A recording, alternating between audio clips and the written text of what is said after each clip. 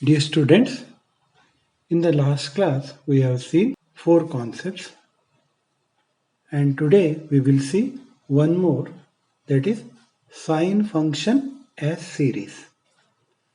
Generally, another concept in the programming is solving the series, different type of series. As you know, sine, cosine, tangent, all are nothing but some series, maybe mathematical series calculations.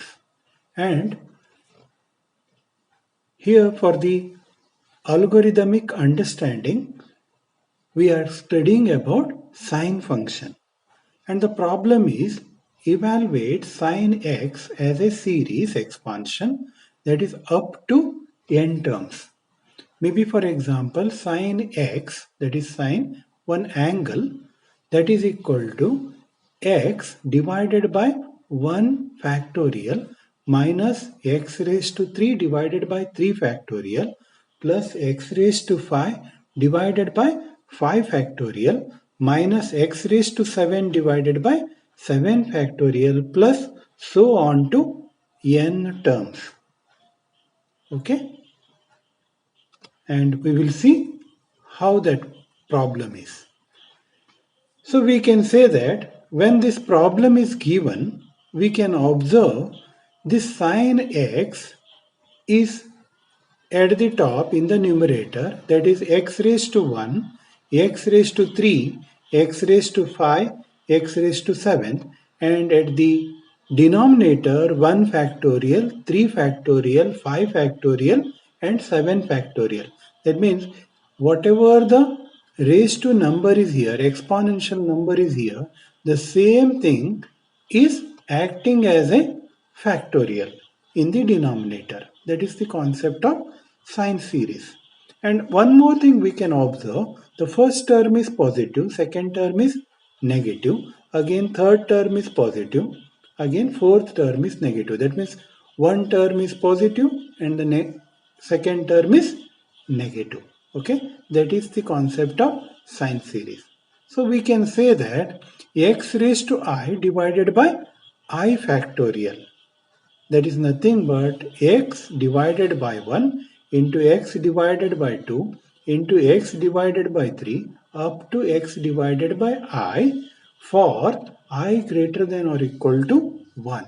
For example, if you are taking sine 45, then 45 raised to I divided by I factorial, that is equal to 45 divided by 1 into 45 divided by 2 into 45 divided by 3, so on up to 45 divided by I, since it is a factorial for I greater than or equal to 1. That means each term will be termed in this way. So we will see the algorithm for this concept. So the method is, first step 1, initialize variables. Whatever variables are needed in the program, that you have to initialize. Just for your reference, I took this step, initialize variables, that is we need I, n, sine to change the sign for every term, then the x to take the angle, and then to find out the power PWR, to find out the denominator dr, to find out the numerator nr, and to convert the angle into radians x1, and to find out the sum. And in step 2, take the value of angle x. First we are taking the x value in the form of angle. We will not take the radian value from the user. We will take the angle value. Maybe for example, you want to find out the sine of 90 or sine of 45. Okay, that 45 and 50 we will take from the user in the step 2. Step 3, we will convert that angle, that is 45 and 90, into radians by using x1 is equal to pi into x divided by 180.0. So we have taken 180.0 here, since to convert this term into float type. Any one term is float, automatically it will convert all the term into float type. So to convert everything into float, we took x by 180.0. Then sum is equal to x1. Since the first term is x raised to 1 divided by 1 factorial, that is nothing but x only. So that's why we took x value is nothing but x1 when it is converted into radian. So sum is equal to x1. Then in the step 4, take the number of terms. That means up to how many number of terms you want to solve the series. That we have to specify. Otherwise, it will be a continuous and it will take some infinite value. And to avoid that problem, we will take n as a term. We will take the term value from the user. Up to that term, we will solve the series. Then the step 5, find the power, the new value of power. That is nothing but power is equal to, that is PWR is equal to PWR plus 2. And then in the step 6, find the denominator. That is nothing but dr is equal to previous dr into PWR minus 1. If it is 3, then previous value of dr into PWR minus 1. That is 3 into 2. That is 6. So 3 factorial is 6. So that we will get automatically when you take dr is equal to dr previous dr value into PWR minus 1. Same way, when it is 5, then there will be a previous value of dr maybe 6 and 6 into 5 into 4. So 5 4 ja 20, 20 into 6. So 20 into 6 is 120. So that is factorial of 5. So in this way, automatically it will calculate the denominator. And then find the numerator. Numerator is equal to numerator into, that is previous value of numerator, into x1 into x1. Okay. Then the step 8, change the sign for the second term. So the first term is positive, second term is negative. That we are converting by using sign is equal to sign into minus 1. And then step 9, find the summation. That is summation is equal to, that is sum is equal to sum plus numerator divided by denominator into sign. Then previously sign value is 1. So 1 into minus 1 is minus 1. So it will take minus 1 for the second term. I is equal to I plus 2. We are incrementing I value by 2. Since it is changing in the odd number format 1, 3, 5, 7. So I is equal to I plus 2. And repeat the same steps again from fifth. That means find the power to increment I by 2 until I less than or equal to number of terms, that is n. And if it is over I greater than n, okay, then print the sum of the series, that is SUM. Okay, this is the method to solve the sine series. Even you can see the cosine series. It will be nearly same. So I will give that problem at the bottom. You can try at home and try to write the C program for these programs or these algorithms. Whatever the algorithm I have given in the previous class as well as in this class.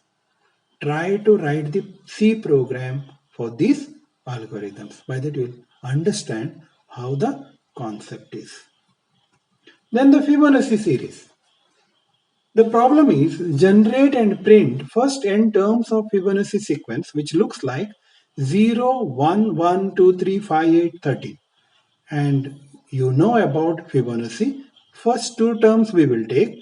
The first two terms are 0 and 1. The first term is 0 and second term is 1. You can observe here. And 0 plus 1 is 1 again and 1 plus 1 is 2. 2 plus 1 is 3. By that we will get the next number. So the concept, the first two terms are given, that is 0 and 1 will be given, and you have to find out the third term. And third term is equal to second term plus first term. Second term plus first term. And the fourth term is equal to third term plus second term. In general, we can say that current term is equal to sum of the two previous terms. Okay, in general, the concept is current term is equal to sum of the two previous terms. So we can see the algorithmic approach. Fibonacci series, initially A is equal to 0, B equal to 1 and C equal to A plus B to get the next number. Next time it will be A equal to B, that means after the C equal to A plus B, A equal to B before moving to the second term, B equal to C, C equal to A plus B. So C equal to 1 here, then A equal to B, that means B will go to 8th place and C will come to Bth place, that is A equal to B, B equal to C, and the new value of C is A plus B, that is 1 plus 1, that will be a new value. This can continue, so the algorithm may look like input n, input the n value, A is equal to 0, that is first term, B is equal to 1, that is second term, I equal to 2, that is to keep track of number of terms. While I less than n, do I equal to I plus 1, C equal to A plus B, A equal to B, B equal to C, and while. Okay, this is a concept. And here, so I have given this method. You try to find out whether any improvements can be made in this concept, even in the previous concept, whether we can make any improvements. Okay, there may be many number of logics to solve the same problem. Okay, there are many number of problems. It depends upon user's logic, how we will think. So my logic may be different, your logic may be different. Depending upon your logic, you can solve the problem.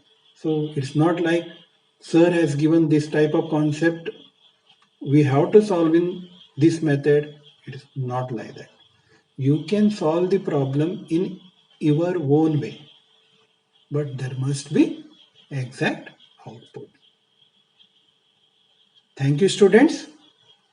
In the next class, again we will continue with other problem concepts. Thank you. God bless you.